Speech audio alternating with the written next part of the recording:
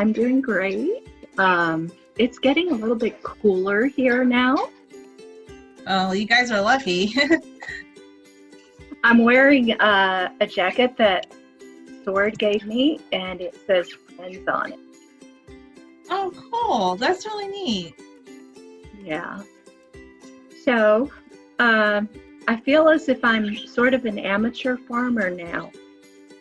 That's pretty cool because you do have chickens and ducks, but you have some other things I think that are happening too, right?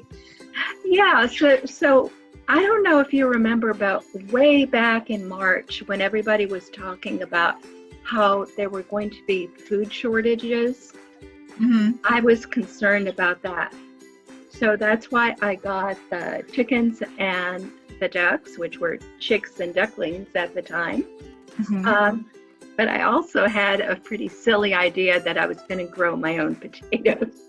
That's cool. So did you intentionally do that or did it just happen? Like, how did that happen? Well, I had some potatoes that sprouted, and I decided to plant one of them. But I don't have a green thumb at all. Uh, so I'm not good at that kind of thing.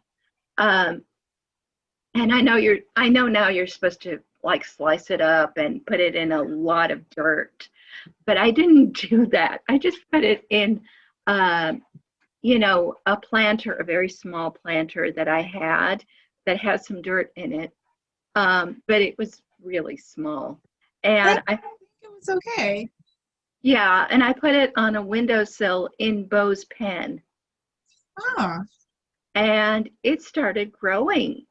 And anytime Jessica came over and she saw it started growing and there were like vines coming out of it, and she would put it up to the window. I didn't even know to do that, but she would lift up the vines so they would get as much sunlight as they yeah, could. yeah, and they convert into the chlorophyll. That's kind of cool.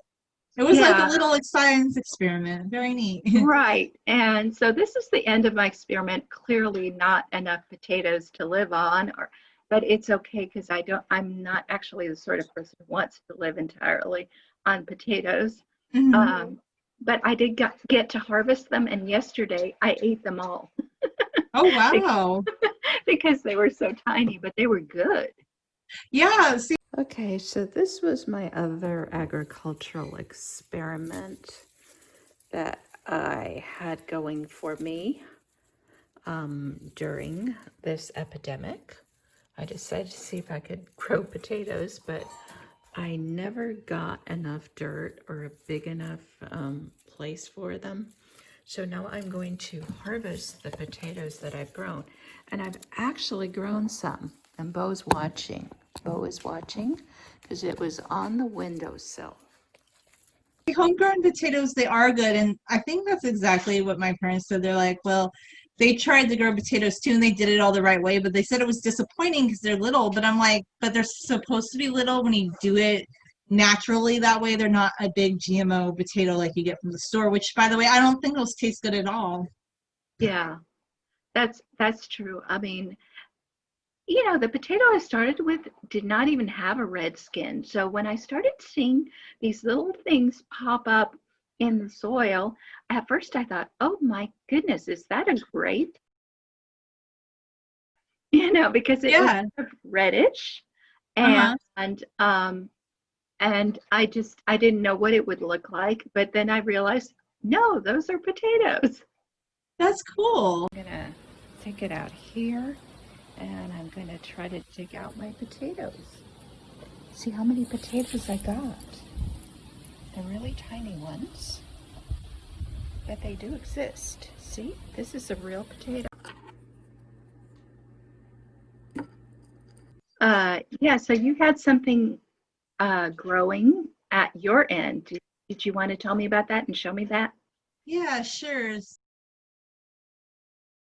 What I had was a morning glory, but I haven't planted morning glories here in like quite a few years. Like it's been a couple of years. I don't, every time I like sweep the patio, I'll have a remnant of something that used to be here.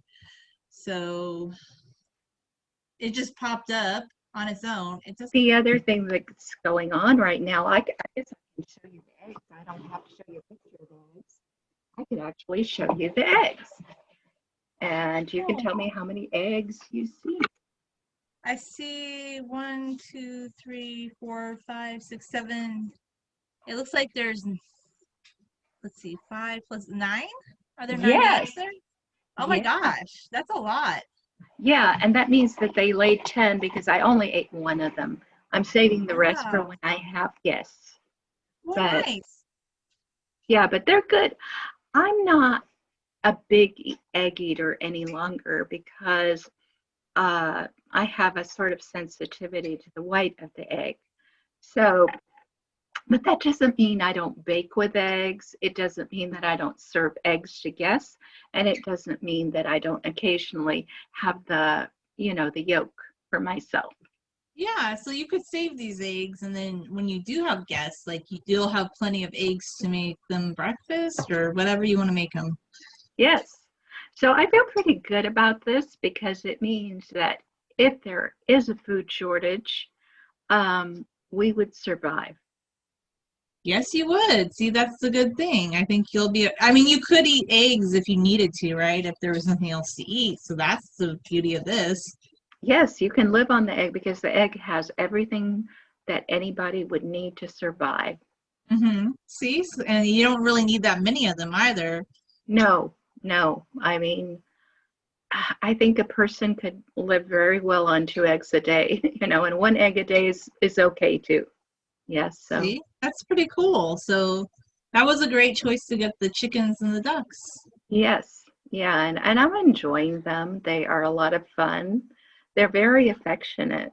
Oh, they are, and they're very beautiful. Like, okay, compared to like pictures you just see of farm chickens, like your chickens are beautiful. Like their feathers, very pretty.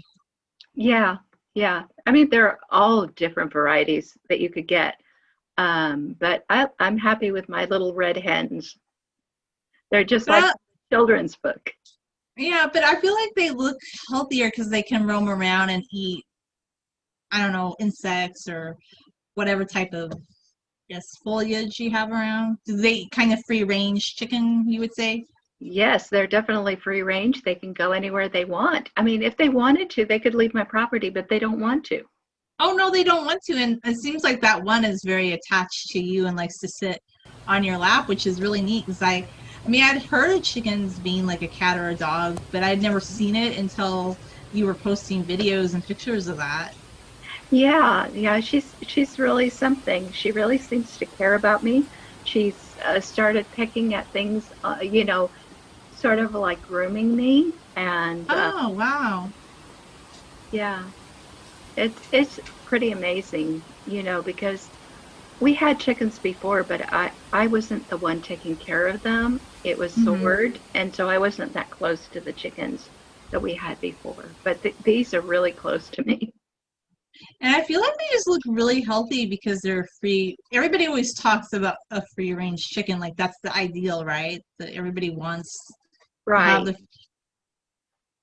My mom did tell me an interesting thing. She said chickens were really good for like getting rid of insects and pests in the yard. I Yes. remember she mentioned that like when they were growing up in Kansas, their chickens were good at, getting rid of little insects that would devour plants. Yes, because chickens are omnivores. They don't just eat plants. Hmm. They don't just eat insects, but they do They like do, to eat. yes. Yeah. Yes. And so I do think we've had a lot fewer ticks and fleas in the front yard since we've had them. Yeah, see, I think it's kind of sad in a way that nowadays people are just that well, not where you live but where I live, are detached from the land, and people would just think of a chicken as something you buy at the supermarket. They don't really understand, oh, you could have animals in a little farm, and it's just really neat that you're sharing that on social media, I think. Yeah, and there are these people who talk about how you shouldn't own animals because it's abusive or whatever, but I don't think that's the case. I think they enjoy having this opportunity. I mean, they seem to be really enjoying their lives. I have thoughts about that. I feel like, okay, so they talk about therapy animals and they want an animal like somebody who has a therapy dog to come visit people. And they say, oh, it's good for kids to read to a dog and have a relationship with a dog. But then we're getting to the point where it seems like they only want some people to have that pet and have these really structured times. Whereas I feel like I could be wrong, but it seems like for mental health, like maybe we were in a healthier place where we had this more pastoral relationship with animals, and a kid could have a dog and he could go for a walk and he wasn't having a helicopter parent say, oh my god, you can't walk like a mile from the house. Like, childhood was fun, like, being a kid growing up on the farm. I don't think it was a bad thing. No, it wasn't bad for the kids, but my point is it wasn't bad for the animals either. It doesn't necessarily No, have to it be wasn't bad. bad for the animals. Actually, the animals are well taken care of, and it's a fallacy that animals do better not having a relationship with a human that owns them. There's nothing wrong with having a pet Yeah, at all. yes. And with some of my other animals, for instance, in the case of Bo, one of the criticisms is he doesn't have any other chimps. Now, that's not my choice. I would prefer that he have some chimp friends with him, but Yeah. that's the case. In the case of Summer, the Quaker parrot, while we have two cockatiels, we only have one Quaker parrot. So you could say, Hmm. well, he's being affectionate with you because he doesn't have anybody of his own kind. But with a chicken, that's totally not true. I know that's not true because I have 5 chickens. If it were just a matter of, oh, chickens only want to be with chickens, um, she has 4 other chickens to be with, and she does, she is part of that group, but she chooses to come and sit on my lap too. Yeah, and she wants to. And there's this fallacy that, oh, animals don't have relationships with humans and that they don't want to, but yes, they do. And there's been many instances of this in history. And I feel like, are people just so ignorant nowadays that they think, oh, animals never want to have a connection with humans or interspecies relationships, which it's ridiculous. Right. Yeah. So what I'm doing is I'm putting together a video for my main channel, which is not the one this one is going to play Mm-hmm. on, and it's called Everybody Grooms Me. And Oh, how in cute. this video, you can see my 2 dogs. By the way, I do have 2 dogs. They have each other, but they still Mm-hmm. like me too. Of course, yeah. Um, so I start out with Bo because Bo is the star of that channel. Um, but he's not the only one who grooms me. And so there are the dogs, there's the parrot. Um, and I even include a clip from my daughter trying to do my makeup, which is a kind of grooming. Yeah, of course. And cats, they love to groom people, by the way. Like some people, they hate the feeling of a cat's tongue because it's kind of hairy and prickly feeling, but their tongue is like that so they can get through their coat. But they will with a human being. Nobody makes them do that. They'll come up and start licking you, and nobody's telling them or forcing them to do that. That's something that they like to do because they do that with other cats and any other species, really. Right. Anybody they care about, anybody they like. Yeah, I mean, not a random stranger off the street, but if you have a relationship with a cat, they will come up and groom you. Right. So, we're told not to be prejudiced against other races or whatever, but a lot of people on the left, especially, are very prejudiced against other species, especially. Well, yeah, but I think also too, like, I feel like people just want people to tell them what to do, and I didn't know this was a thing, but nowadays people just assume that animals are better off not around people. But I can't help but think is that part of the reason there's so many mental health issues in this country because people can't have a relationship with animals, like just a natural one where if a child wants to have a dog, he can have a dog. He doesn't have to be interviewed to determine if his house makes a 6-figure income so he can have the dog. Yeah. Yeah. Because that's now a thing. Yeah. Yes. Yeah. And all of these policies that are supposedly for the benefit of, a child or a victim or, an animal, they're not. They're just for the benefit of the rich, people who have a lot of Yeah. resources. Yeah, and a lot of low income people, they can't have a pet because under these policies, oh, your home is only like a studio apartment. That's not good enough. They're like, it's kind of, it's classist. And I know the left says that they're not, but they are. They definitely are on animal issue, like when depriving people of companionship with animals. It's a Yeah, very classist thing, and they do that. yeah, they do. And, that's actually what happens in a concentration camp. The first thing that happens is you don't have any pets whatsoever. Yeah, it's sad.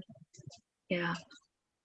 But, those people who say, well, if you have a lot of animals, it must mean you don't have contact with other humans. That's not true either. It's not. No, it's not. And then also too, why is it that we want to tell people like it's not that you don't have contact with humans. Maybe somebody likes to live their own life and interact with their animals more. That's your right as a human being if you want to do that. Right. Yeah. So, anyway, I am enjoying this time despite, the supposed isolation that we're all supposed to be under because of Mhm. the pandemic.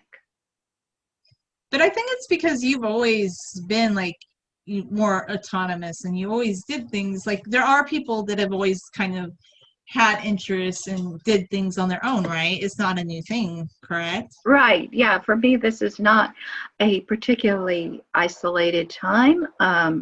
I actually do have a daughter. I do socialize with people. Yeah. Uh, I think we do it in a way that is safe. Uh, Yeah, and not dangerous. I think I don't it's an interesting time.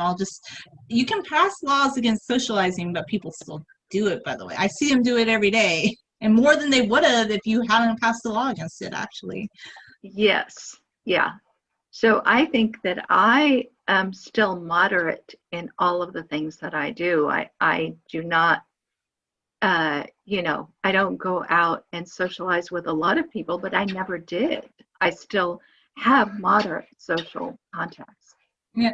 Well, you know what people do now? Like, okay, you close down restaurants, so well they can meet outside, but like you close down coffee shops. And what I see people do, like you tell people, oh, they can't come to your house and meet, so everybody goes to the park and they're all meeting, and they're all in close proximity to each other. And I'm thinking, I don't really understand like what's the difference between having someone come to your house and just all meeting together in the park. But I don't know. I just don't get that. Yeah, it's a privacy is what they're really against, like a Yeah. private meeting. Yeah, and that's ridiculous. You should have the right to have a private meeting. Not that I want to do that. To be honest with you, I am trying to be a bit more careful and not heavily Mhm. socialize with people, but I don't want to chastise people who want to do that. Right, neither do I. So, yeah, um, I don't have any political leanings at this time. There is no candidate that I am Mm, supporting. yeah, none of them are my cup of tea right now. I'm just like, okay, this has got to be the weakest election.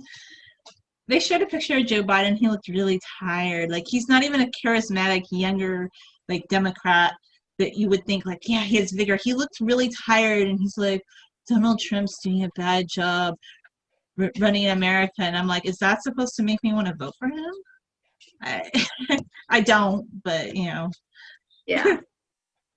And then I saw them saying, well, none of the big two are any good, so you have to vote for the libertarian. And my answer is, you know what?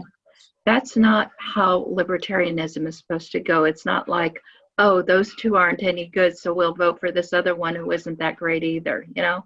yeah, I don't. That's a disappointment too because I felt like, well, Gary Johnson wasn't perfect, but he was much more charismatic and he had some of his own ideas. Whereas I feel like I could be wrong, but I feel like the libertarian candidate this time, she doesn't really seem all that different than the more left-leaning Democrats in some ways, except she has a few maybe fiscally conservative ideas. But in general, she's very left-leaning. I mean, that's fine, but I don't see the difference really. Yeah. Yeah, I didn't hear her come out in favor of doing away with the federal support for things like PETA. Yeah, well, I don't think she would. I think she's very she's kind of mainstream in some ways. I mean, I don't really know much about her, but I don't think I'm voting for her. I'm just going to vote down ballot because there's nobody that I think is that great running for president this time around. So why would I waste my vote on them? See, that's another thing too. I'm going to say, why would you waste your vote on them instead of why would you waste your vote for a certain person? Because I'm tired of that bullying. Like, I didn't know political bullying was a thing. Supposedly, by the way, you don't have to tell anybody how you vote. I don't know if people remember, but the private ballot, the secret ballot, was created for that reason, so people could, if they don't want to disclose how they vote, but I've seen some celebrities, and I know this is off topic, but over the years, like, they're kind of bullied because they don't disclose their political views. That's not mandatory.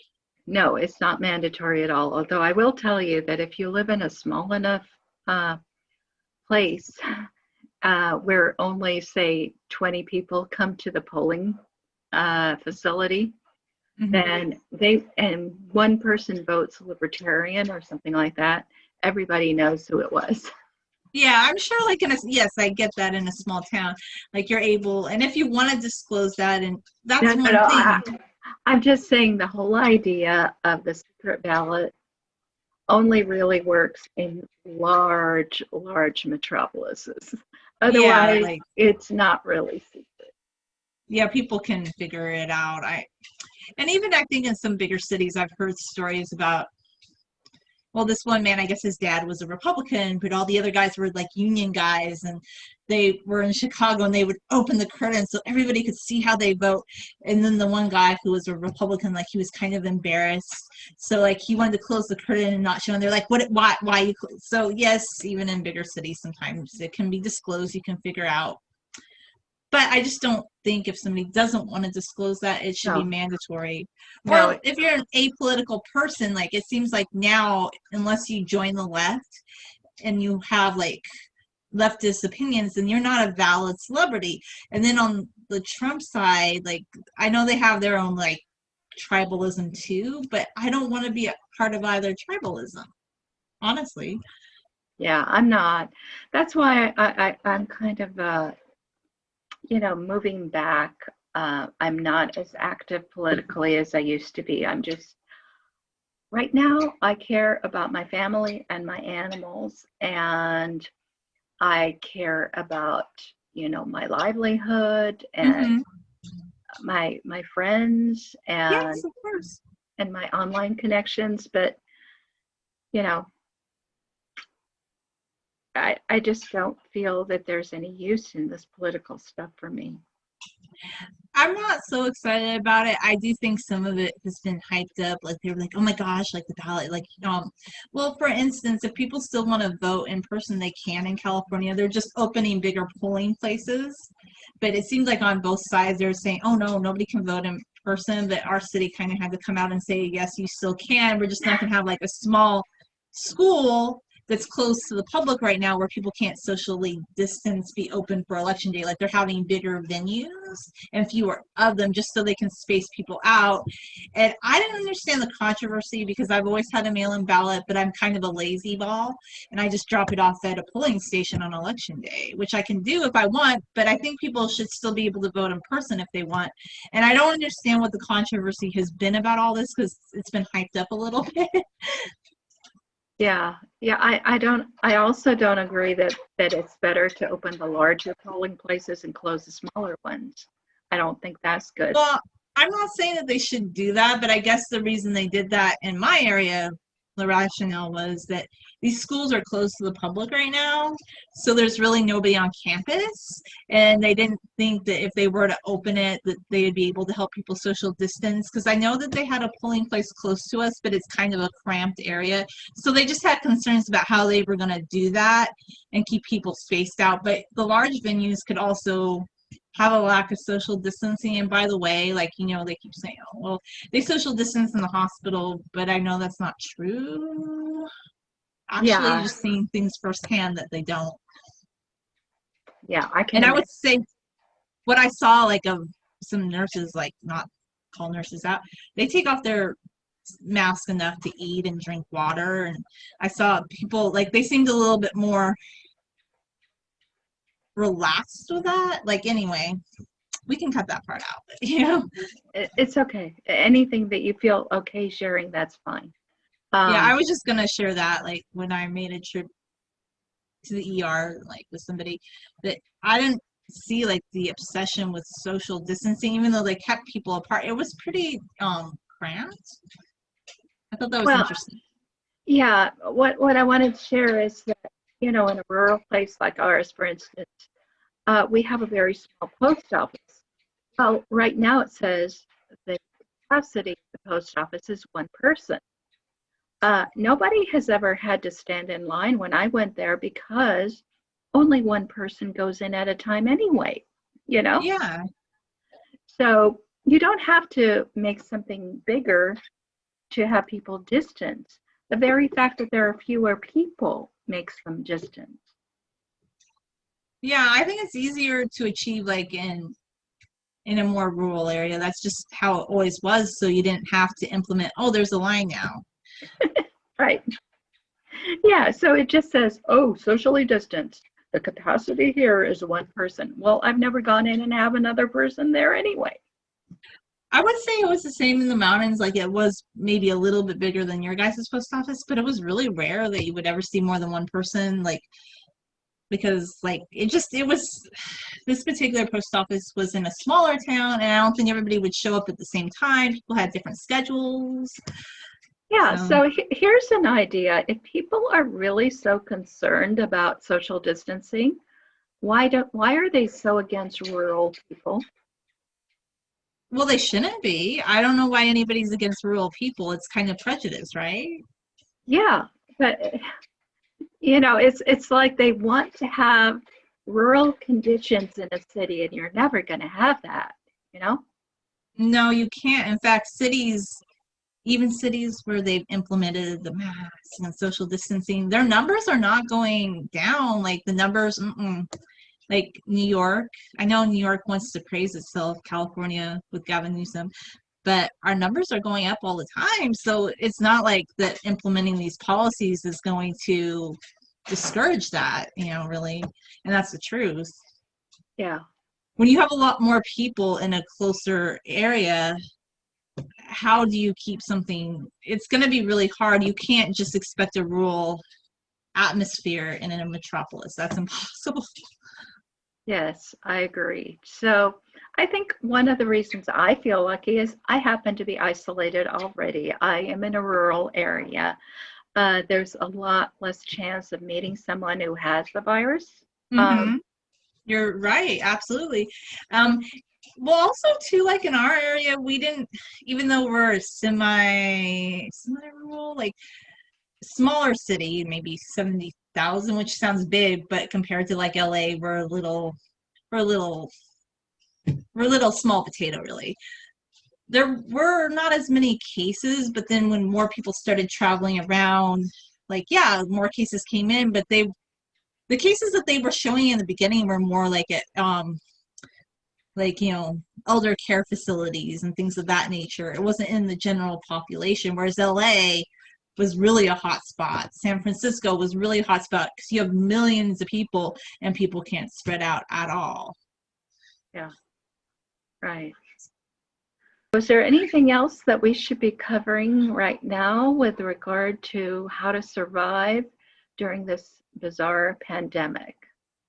I guess the only thing I could add is that maybe living in a rural area is ideal. Like, I think if you just happen to live in a rural area, that's not something to look down upon. I think that people who are in that situation are actually better off for so many different reasons. Like, you won't have as many people buying up supplies. You won't have the worry of the gathering and the virus transmission. Like, so to me, like, that's ideal. And I think people maybe, like, they're a little envious of that because they just realized all of a sudden, oh, we live in a metropolis, which is fine during regular times, but let's say a new novel virus shows up, then yeah, it's going to be an issue. Right. That's definitely true. I think they're envious of people who can socially isolate or just be more spread out naturally. I think that's what it is, but you can't have it both ways. You can't live in a metropolis and then want everybody to avoid each other forever. It's not possible. No, it doesn't make any sense. It's like they had a big party, invited everyone, and then started to scold everyone for being at the party.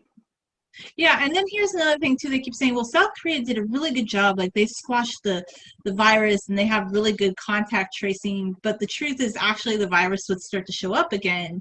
It's not like it went completely away. Like their numbers might be a little bit less than, let's say, I don't know, California, where they knew like early on like who had it and where these people were going, so they're able to keep those people from each other.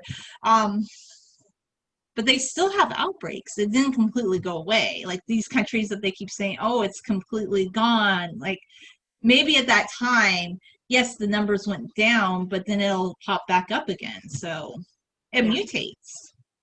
that's If the a point. virus can mutate, then there's different strains of it. There was one person that had one strain and then they acquired a different strain of the virus.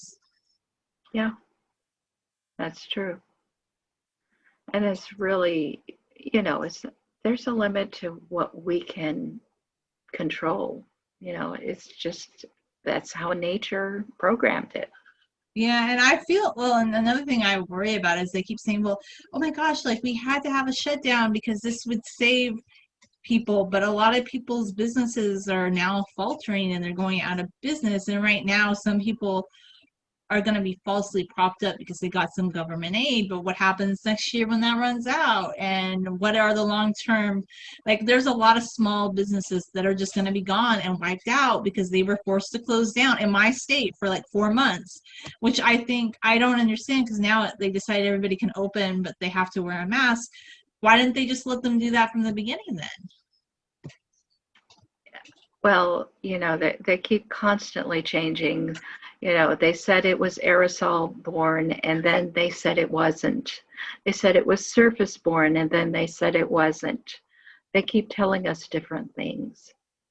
Yeah, it's, I just worry for smaller businesses because this has hurt little businesses. This didn't hurt the big box stores. Like they're actually making more money than ever. They're fine, but it's gonna be small businesses that have really, like, they have to have, a lot of them have to have big signs open, like now saying that they're open. And I think you can tell that a business might be on its last legs. Like to me, I'm worried, like this was my fear in the beginning, which is what I saw right away. I said, well, what about the long-term effects of somebody losing their livelihood?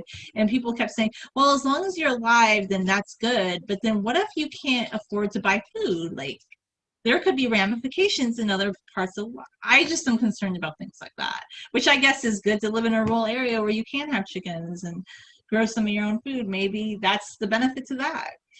Yeah. Well, I'm not saying that I want businesses to go out. Oh no, no, I don't think you do, but I'm saying is like I think when you live in a rural area, you're better off in a way than people that live in a larger city. Yeah. And everything seems to be going, though, towards centralization so that the large businesses stay open and the small businesses are cut down. And the same thing happened with the slaughterhouses and the places where they took the fruits and vegetables that were harvested. The distribution centers are too centralized, and that's part Yeah, of the problem. that's another thing too. Like a lot of different types of market nights they had to shut down. The theory was, oh, well, people might gather. They might be too close together. But you can't help but think, oh, well, does this just give an advantage to like Walmart or Kroger? Kroger owns Food for Less out here. They can ship across the country. So right away, they didn't have to shut down, but like a little business, like, oh, you don't really have an essential like service to the public and you better not be going to work. And if we see you going to work, you're going to be fined because you went into the office, but you weren't open to the public. That's, Yeah, I don't want to go down that road because it's just disappointing, and I don't really think they knew what they were doing, or maybe they did. I don't know. yeah, I know. Well, at least for now, we're still here. Yeah, I think.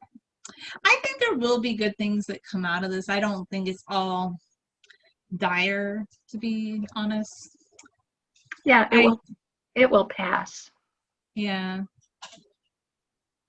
But anyway, was there anything else you wanted to add? I guess I just No, that's pretty much it. So the eggs are really something I can live off. The potato thing was an experiment, Mhm. but growing potatoes in small containers is possible. It's just you need a lot more of them in order to make that a major food staple that you could live off. True. Do you think you would experiment with potatoes again just as a fun hobby to see? It really depends. It depends. If everything goes back to normal, I probably won't because I'm not really that into plants. But Mhm. if things do not go back to normal, I will take what I learned and run with it and do a better job next time. And the reason I don't really grow plants is because I did it for a while, but it just was like I didn't want to do it every day, and I don't have enough sunlight where I live, and it just was a lot of work to where I had one tomato plant. It was actually beginning to thrive. It was making a lot of tomatoes, but then I don't know why I worried.